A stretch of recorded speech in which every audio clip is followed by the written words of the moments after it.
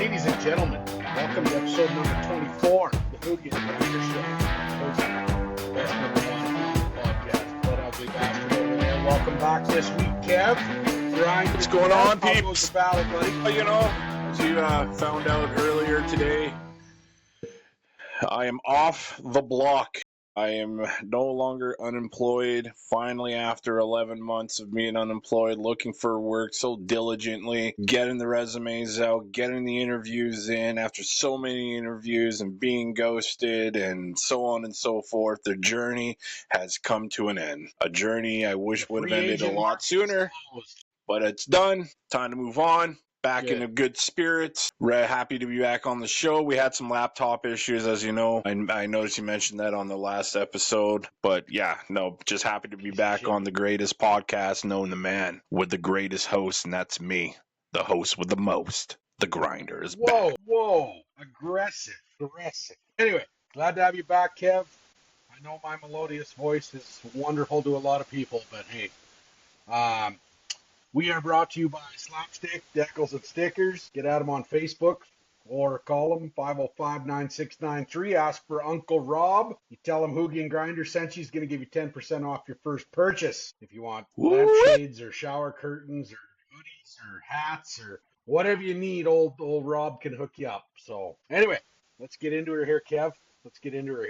So I wanted to start, first off, boys played 3 games in the last week. All looked really good. Won all 3. Utah Mammoth, man. Holy. They come out and they pounded them guys. Pounded them. It looked like playoff Edmonton Oilers, man. Zach Hyman, what a fucking beast that guy is. What a beast. And, man, I can't say enough good things about that freaking game.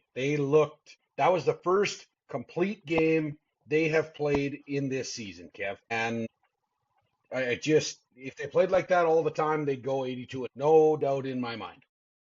Yeah. You know, Connor Ingram, he's played well this last week. Really good. Tristan Jarry. Tristan Jarry. Shout out to Stuart Skinner. He's been looking real well over in Pittsburgh, over in the Steel City, I believe they call it. I think it's Pittsburgh they call the Steel City.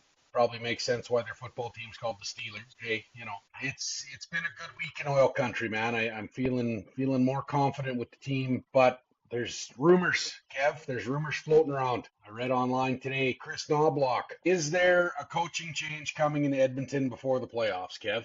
Let me ask you, is there a coaching change coming? I think in order for that coaching change to really happen, things have to be like pretty dismal. Yeah, listen, guys, we're not having the greatest season as we had in the last 2 before, but there's been a lot of personnel changes as well as a lot of changes with even the roster. There are some people that were on our team that are not there. You can even go as far as leadership, bottom 6 role. But for the most part, there's still, people say we're in the weakest division. If you would have asked us that question 10, 15 years ago, it would have been one of the tougher divisions. But, it's kind of like Connor McDavid said, it's a bit of a pillow fight coming into the playoffs. But going back to your question, I think it really has to fall off the tracks in the next. We only have another 8 games left, so it would have to fall off. And just with them having their second, third win in a row this season, I don't see it happening unless we lose the next 6. And even then, it's a little too close to the playoffs. So I don't see a coaching change happen. Now, I know you're going to reference the Golden Knights. However, the Golden Knights are going in an opposite direction at this moment in time than the Edmonton Oilers. Now, with that being said, Butch Cassidy has coached these guys to a Stanley Cup final and won the Stanley Cup. He's coached this team into the playoffs many times. I personally think that maybe there's a little bit more going on behind the pictures that maybe we don't see, Matt, as to why this change has happened. This team should be doing better than what they are doing. Like, nobody in their wildest dreams ever thought Anaheim would be first in the Pacific. That's unfucking believable. This is true. You look at that team, and they, regardless of what you want to say about Joe Quenneville, in his time with, obviously with Bleach and his time in Chicago, the guy is a really good coach, and he knows how to get the best out of his players. He's gotten 3 Stanley Cup rings. It's nothing new to him, right? So I think that Anaheim team is going to be really good. Butch Cassidy is no Joe Quenneville, but he is. I just can't help. I mean, they're still on a playoff run. They're not in first like they have been in the last 2 or 3 seasons, or at least in the top 2 in the last 2 or 3 seasons. They might even dip into a wild card, but I think that's a little bit naive on their part. I don't know. Like I said, we don't work for the team. We're not on the team. You can only speculate. I mean, you guys are this close to going to the Stanley Cup, going into the playoffs again, and then you go and get a coach that is known to be he destroys teams. You've seen it every team he's gone to in the last 3 teams. Maybe he gets a good year out of them, and then that's it. I do see Vegas doing a bounce back. I wonder if it's Butch Cassidy being too soft on his players, and they're like, if he continues to being too soft on his players and we keep going backwards, the time to make a change is now, and we need to bring in somebody that's going to keep people accountable and have that old school mentality and get the best out of them so that we can go to a Stanley Cup final. Then Tortorella is a short-term plan, but there's no way that Tortorella is going to be a long-term plan. That's fair. He's even coached really good teams, and then that team turned into dog shit. So I don't see that being a long-term thing, and I don't see Knoblauch. Now, mind you, Matt, with that being said, do I see him being gone before the playoffs, that being Knoblauch? No. It's going to determine how deep we go into the playoffs. That's going to determine his tenure with the Oilers next year. If he can get us to the second round with a new team that he has, basically, yes, the core is still the same, but bottom 6 is different. Your D is a little different. Your goaltending is absolutely different. Coaching staff is different, except for Paul Coffey and Mark Stewart. I see a change happening if we don't get to the second or even possibly past the second round. I see maybe them doing a change, and maybe it's a Butch Cassidy that comes to Edmonton. I don't know, but I don't see anything happening before the playoffs. That's fair, Kev. That's fair. Now here I'm gonna stir the pot a little. Now the Vegas Golden Knights, when they like you said, under Cassidy's watch, they've won Stanley Cups, they've been to the finals, they've been deep runners every year, formidable opponent all the time. Yeah. Now, what's the one big player that came to Vegas and changed that in Vegas this year? That would be obviously Mitch Marner. Big name that came to Vegas. Now, how many fucking coaches did they go through in Toronto while Mitch Marner was there? Quite a few. Hey, listen, it could be a crybaby thing. Everybody knows that, yeah, I mean, that's what I'm saying. Like, do you think John Tortorella fucking weeds that out? Yeah, we don't know what's going on behind the pictures, and you're right. It could be, we just paid a guy $88 million to come. I don't know what his number is to come here, and now he's whining and sniveling, and he's really a part of the core because he doesn't like Butch Cassidy because Butch Cassidy wears a tie he doesn't like. We don't know, but we don't know. But it could be like I said, it could be they're not. With the team that they have now, I don't know if Pietrangelo's playing yet. I don't think he is. Dorshev is great, and Mitch Marner and Jack Eichel, and I mean the list keeps going on. I think they got Hurdle on that team. They have the players that they should be number one in the division, and sometimes you watch these games, and I haven't been watching any of the games lately, but I was told like. The Golden Knight game was, like you could really see that the Oilers were the better team. And maybe the chemistry on the ice or whatever the case may be. I just feel like there's something. It could be a combination of many things that made them make that decision, but this close. I just think like this close to the playoffs with an established coach, and now you're bringing in somebody has a nickname for Tortorella. Because he just torches teams, right? So I like that. Yeah, I like that. See, and that's the thing. We've talked about it before, is Tortorella is old school. He's probably the last old school coach left in the NHL. We don't know, but I mean this will be Mitch Marner's 5th NHL coach. which, you know what? Ryan Nugent-Hopkins is sitting back and going, that's it? Come on, motherfucker. Like, that's Yeah. nothing. Yeah. I wonder, because Marner had I don't want to say a history, but there's rumors that he was a crybaby bitch in Toronto, and even back to his days in London when I watched him play in the Memorial Cup. He just seemed like he was kind of a sniveling whiner, and it's interesting. I mean, I think I agree with you. I don't see them pulling the trigger on Chris Knobloch before the playoffs. But I wanted to talk about the Vegas Golden Knights doing it because, Bruce Cassidy he'd been there for so long and he'd done so much with the team, and this close to the playoffs, that seems like a major shakeup. And maybe that's what they need. I don't know. Like I say, we don't know what's going on in the room. We're not insiders. We're two fat guys with an opinion here, and that's Well, um, it's funny because you that's kind not of the brought up case. like What's you up? kind of brought up the thing with with Mitch Marner. It's kind of a double-edged sword with this guy because he comes over to Vegas and Vegas is still in the playoffs, but they're kind of going backwards, right, a little bit than where we think they should be with the team that they have. I mean, they got a really good core. They got Rasmus Anderson. They got Noah Hannafin. Petrangelo comes back. They have him. They Yeah, got Shea Theodore. They got Aiden Hill. They got they got a really, really, really, really good hockey team. And yeah, they got Mitch Marner on the team. And you're right, it could be a shakeup thing, but it's just such a double-edged sword with this Mitch Marner guy. You know, stays in Toronto and make their team's mediocre, and then leaves Toronto. Now Toronto's like fucking dog shit, and then goes over to Vegas, where Vegas is a really good team and makes them mediocre. So I mean, I don't know. Like it's just weird and kind of supporting what you're talking about. Maybe he is a crybaby, and maybe he is kind of changing things up there with the coaching. But I think the coaching is also maybe Cassidy not keeping certain people accountable, and maybe Mitch Marner fits in that category. I don't know, but yeah. Well, let's move on. yeah. Moving on. So today, David Staples from the Edmonton Journal reported um, Colton Dock and Trent Frederick are back skating, so that's fucking good news. It'd be nice to see those two draw back into the lineup, get a little sandpapery, hopefully. And I mean that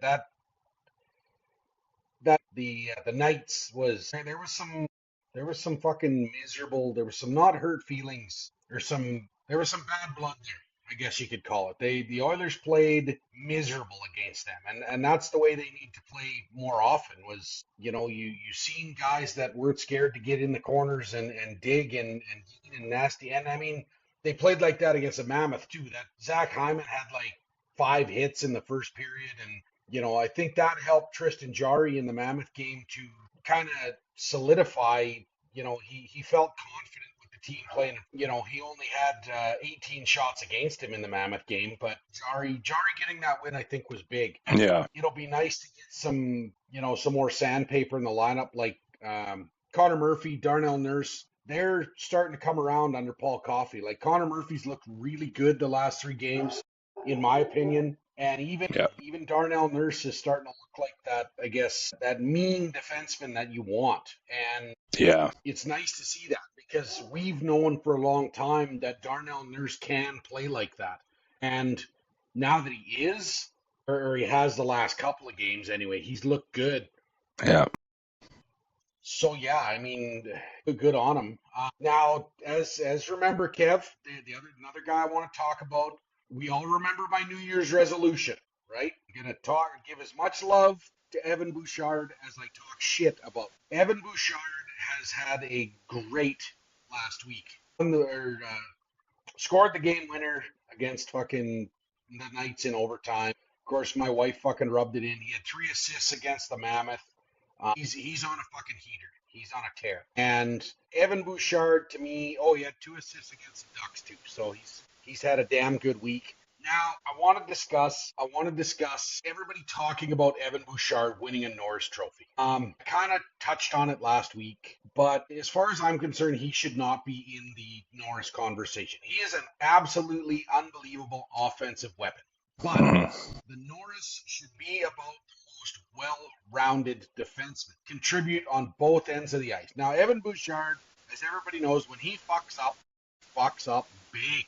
And it most of the time costs us a fucking goal against. And yeah, he'll go out and he'll score a couple to kind of make up for it. But I have a real problem with people putting his name in for the Norris Trophy. I don't think it's not just Evan Bouchard. I don't like the fact that Quinn Hughes is in the conversation.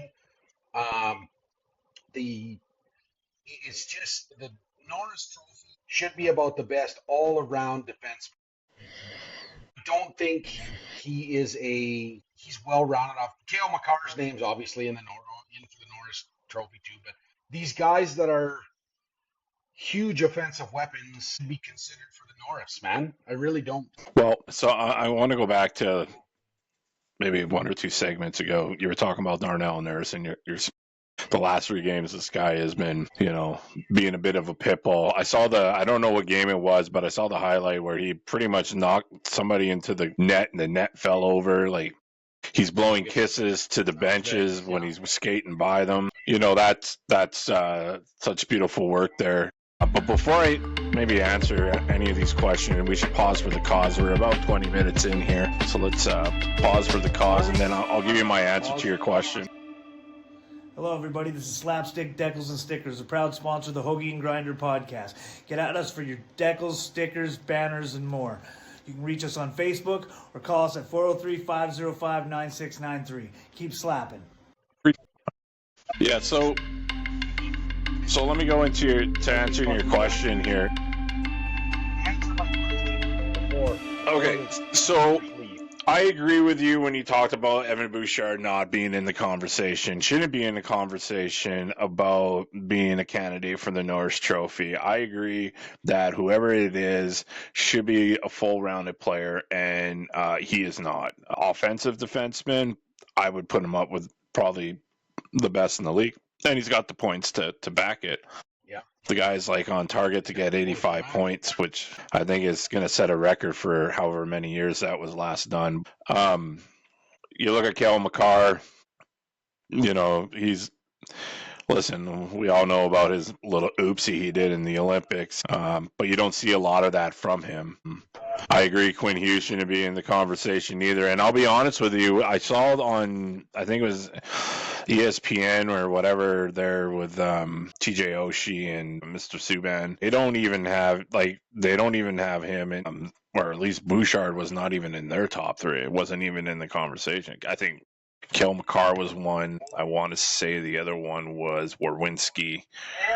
And then I can't remember who the other one were. Yeah. But yeah, you're right. I mean, in order for him to be considered a Norris Trophy winner, it should be the full-rounded player. I mean, you could say that. However, yes, I think there are times where maybe just a one-dimensional defenseman won the Norris Trophy. Like, it's not always a Lindstrom. I don't know if Erik Karlsson is known to be a shutdown defenseman and a full-round defenseman, but he's won it before. But it should be somebody that's full-round. And yes, I don't think that. I mean, if you're going to, I guess it's kind of hard to, go against him being a clutch defenseman, which he is. He is a clutch defenseman, guys. If you need a guy to score an important goal on the blue line, he's up there with the best of them. But that's one thing, and then being offensive defenseman, that's another thing. He can quarterback a power play for sure, but you got to be able to keep the puck out of your net and make smart defensive plays, and that's where it lacks with him, right? So yeah, that's one thing. Matt, just to let you know, I got about 15% left on my phone here, so we might have to make this a short episode here. I wasn't planning on using my phone, ladies and gentlemen. I was going to use my laptop, but our laptop is going through some stuff. Let's go on to the next question, my friend. I know you got some other good ones that you want to talk about here as well. Lazar looked really good coming back. Can we go back? No, sorry. Can we go back? Sorry, buddy. What? Could we go back? Because you were talking about Colton Dock, and then you're talking about Trent Frederick coming back, and I don't think I got a chance to kind of wind in on that. That is like, first off, big ups to the Dickinsons, and big up to Connor Murphy, and guys coming in, and like a Josh Szymanski. which I think we might as well segue into that. You were talking about Josh Szymanski. You were talking about Max Jones. I think those guys are very good replacement players for guys that, have that engine experience that are out. These are guys you can drop in to come in and fill that void for a little bit. You're right. They're probably not NHL ready just yet. Max Jones might be a little bit ahead of Josh Szymanski, although Josh Szymanski did have some, Olympic experience. I'm sure he absorbed as much as he could from that. But yes, it's nice to get some more grit. Like you got guys that are filling in and filling the grit role really well. And Podkolzin is at the top of that list. I don't know what else you can pull out of this guy. I mean, 4th round pick out of Vancouver. Like we've said it millions of times over and over again. Thank you, because everybody loves this guy. I love him as a fan. If you come and take a cheap shot at us, he's gonna come in and he'll drop the gloves. He doesn't care. He's shown it, especially in the last numerous games since Leon's been out. And it's also nice to see how the guys are sticking up for each other. So if you remember, I don't know what his name is from, was it Minnesota? No, it was Nashville maybe, who did that hit on Leon Draisaitl. And the Oilers would not leave him alone. Wallman comes in and absolutely smokes this guy. This guy was getting it from all angles. Podkolzin wanted to fight him. He wouldn't fight Podkolzin, so somebody else comes in and Podkolzin fights the other guy. I like seeing the unity being so tight together for that, because if you remember what Racco Gudas did to Austin Matthews, nobody came to Austin Matthews to stand up for him. And it looked like when the Oilers got Leon knocked out, they all came together and like, you're not going to do that to us. And now you got Trent Frederick back in the fold, and you got Colton Dach. I'm pretty sure that rubbed off on those guys pretty good, and these guys are not going to put up with it either, right? So it's good to see that, and it's good to see those boys back, because that's going to give you some more of that sandpaper, and I think they're eager to get back into the lineup to go out there and play the game and get us to into the playoffs. But the Curtis Lazar, I agree with that. The Curtis Lazar, yeah, let's talk about him, because I haven't been able to watch any games. Like, is he already back? Has he already been playing games? How has he been looking, if he has, or is he just coming back? No, he come back. I think he played one game, but he's back, and he looked more comfortable than he has in a while. Oh, that's good. It's tough to explain that, but he played the Ducks. Just let me look it up here. Play against Vegas? Let me see. No, he did not play against Vegas. So yeah, he played against the Ducks, and like I say, he was noticeable. I noticed him when I watched the Ducks game. So maybe he's finding the right role for himself again, and getting a little more confidence, and maybe he's 100% again. So that's, like I say, we don't know what they're playing with day to day, but yeah, Curtis Lazar stood out, I guess. And I was quite impressed with it, because he's been kind of quiet the last, since he's got here. He hasn't made a big splash, but he definitely was noticeable against the Ducks. So I'm hoping maybe he's gearing up for a deep playoff run. Let's see if these guys can come together and really fucking, put the Yeah. No, that's good to hear. I was just thinking about it the other day. You're looking at a Tristan Jarry and Connor Ingram kind of maybe going into the playoffs, and it's kind of nice to know that if something were to happen to one of them, where maybe you have to send somebody down, where like a Tristan Jarry, it's nice to still have that picker guy that's still in the mix, who has obviously playoff experience, and he can help get us. He's done it already before. He did it last year, and the year before that, where he filled in on some good games and whatnot. But I guess my question to you right now, I want to go back to, if we were to walk into the playoffs right now, it is a completely different landscape. Nashville is in there. It looks like you got Utah Mammoth is in there, Anaheim is in there, and then you got teams like, okay, sure, you got LA kind of looking on the outskirts, but you also got Seattle on the outskirts too. For a Pacific thing, you can it could go either one way or the other. You're either going to have, like an 8th seed team coming in and then going all the way to the Stanley Cup Finals, like we've seen it with our Oilers back in 06. But then you also look at that and it's like, okay, if these 3 other teams make it into the playoffs and we have to play these 3 teams or these 4 teams or whatever the amount of teams it is to get to the conference final, I almost think that that's an advantage for the Oilers, who have that experience and they got players on that team. Like, you're going to have Anaheim come in and not really understand how intense the Stanley Cup playoffs is, while the Oilers have been through it twice and all the way to the Stanley Cup finals. You would almost think it might as well be a free pass. Now, they also got really good coaches on their side there. I guess my question to you is this, if we go in there and it's Anaheim that's in there, it's Seattle that's in there, it's Utah that's in there, right? Nashville's in there. I think Nashville kind of works to our benefit, as well as, Anaheim, as well as maybe Utah. Do you think that's advantage Oilers or disadvantage Oilers? Well, so let's start with the Pacific, Kev. I think we'd have trouble with the Golden Knights. I think we'd have trouble with the Kings. I think you're right about the Ducks. They're not completely fucking, Now, they go back to the really Kings. Hey, buddy. It like the Oilers. Yeah, I'm not too worried about the Kings now that Corey Perry's not there. I think they made a dumb trade. I almost think LA doesn't think they were going to make the playoffs, and that's why they did that. Well, Kev, I wouldn't count the Kings out. You have Anze Kopitar, and Kopitar's always a gamer. He's burnt us quite a few times, and it pisses me off because Kopitar's a great hockey player. Now they have the Breadman and Panarin, Adrian Kempe. That fucking guy, can't stand that guy. He has burnt the Oilers so many times. Darcy Kemper, you can never count him out. He's a gamer. You have Cody Ceci. Ken Holland knows how to build a team. Let's face it, Kev. He built the Oilers for 2 Stanley Cup runs. So Ken Holland knows what the fuck he's doing. And I would not overlook the Los Angeles Kings if we run into them into the playoffs again this year. I really would not. I think I'd be more worried about the Vegas Golden Knights now that they have Tortorella, because he's going to fucking light a fire under everybody's ass. I don't think you're going to have the same Vegas Golden Knights team for the short term, and that's why I think he's probably only going to be there for the short term, maybe another year or something like that. Like, I don't see him going long term with that team. I'm a little worried about them. Not as much worried with the LA, but yeah, keep going. Sorry, I didn't mean to cut you off. No worries. I think not only, the Kings and the Golden Knights are both really deep teams, but there's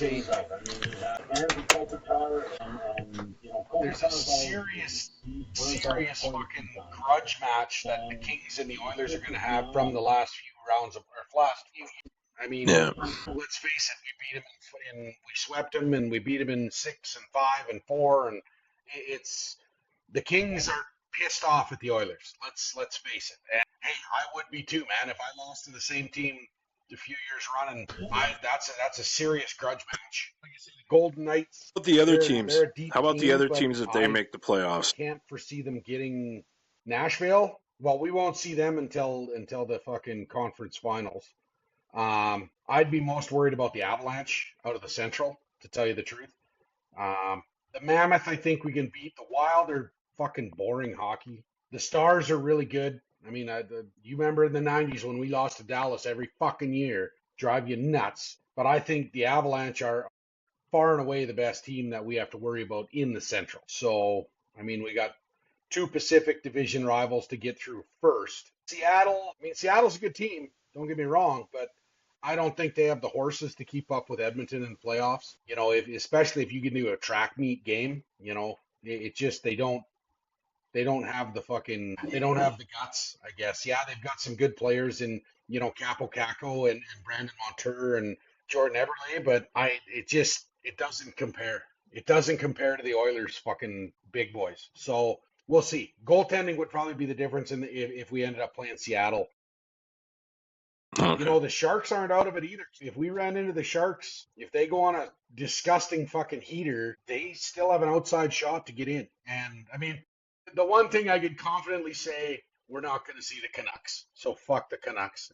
And we're not going to see the Flames. Fuck the Flames. Hey, you know what? We're not probably going to even see Florida. Florida doesn't look like they're going to make the playoffs. Right? That's fucking unreal, man. Like, the fact that the back-to-back Stanley Cup champions are going to miss. Yeah. That's something, dude. That's something. Like that. Like, you know what? Let's talk about that. Because my phone's going to die here. So we got to.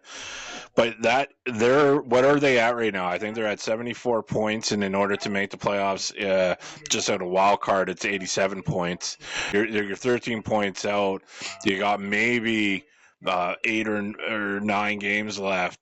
They basically got to win almost every single game, and the other team has to lose like maybe 5 of those games. So I really don't see them making the playoffs. But what really is mind-boggling to me is how the 2 announcers won't be getting another ring for their 3rd Stanley Cup win. Like, that really hurts. I knew you were going there, you son of a bitch. No more fucking ring talk. None. Zero. Zip, zilch. None. Just visit, 24. I'm done. Thanks for tuning in.